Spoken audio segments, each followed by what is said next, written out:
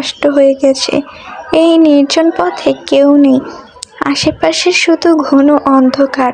কিছুটা দূরে একটা পুরনো ভগ্নদশা বাড়ি দেখা যাচ্ছে।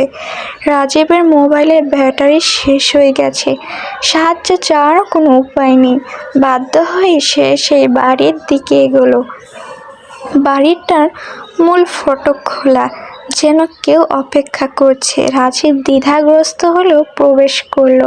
ভেতরে ঢুকতেই ঠান্ডা বাতাস কাঁপিয়ে দিল তাকে।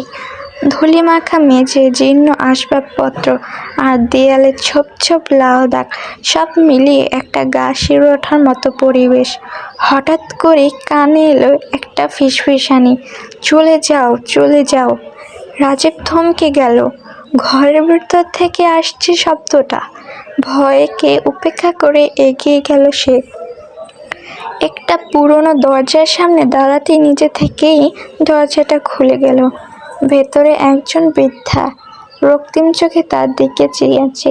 তুমি এখানে কেন? আমার বাইক নষ্ট হয়ে গেছে তাই। তুমি চলে যাও, এখানে অশুভ শক্তির বাস। রাজীবের গা শিউরে উঠল। বৃদ্ধার চোখের ভাষা যেন বলছে এখানে সে নিরাপদ নয়। কিন্তু কৌতূহলবশত জিজ্ঞেস করলো, কি অশুভ শক্তি? বৃদ্ধা একটা দীর্ঘশ্বাস ফেলে বললেন, অনেক বছর আগে এই বাড়িতে এক দুঃখী নারী থাকতেন। তার স্বামী বিশ্বাসঘাতকতা করেছিল, তাকে নির্যাতন করত। এক রাতে অসহ্য যন্ত্রণা সইতে না পেরে সে নিজেকে এই ঘরেই ফাঁসি দেয়। সেই থেকে সে এই বাড়িতে আটকে আছে, প্রতিশোধ নেওয়ার জন্য অপেক্ষা করছে। রাজীব হাসল। এটা নিছকই কল্পকাহিনী। বৃদ্ধা আর কিছু বলল না, শুধু গভীর দৃষ্টিতে চেয়ে রইল। হঠাৎ বাতাসে ফিসফিসানি বাড়তে লাগলো, যেন অনেকগুলো কণ্ঠস্বর একসঙ্গে কান ফাটিয়ে দিচ্ছে। তুমি চলে যাও, তুমি চলে যাও। রাজীব ভয় পেয়ে দৌড়ে বের হতে চাইল, কিন্তু দরজাটা হঠাৎ বন্ধ হয়ে গেল। আলো নিভে গেল, চারদিকে শুধুই নিস্তব্ধতা। তারপর একটা ঠান্ডা হাত তার ঘাড়ে স্পর্শ করলো। সে চিৎকার করে ঘুরে দাঁড়ালো, কিন্তু কাউকে দেখতে পেল না। বাতাস ভারী হয়ে গেল, আর তার কানে এলো একটা স্ত্রীর মতো কান্নার আওয়াজ।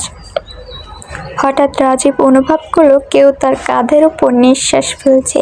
সে আতঙ্কে পাগলের মতো দরজা ধাক্কাতে লাগলো, কিন্তু দরজা যেন শিকল দিয়ে বাঁধা।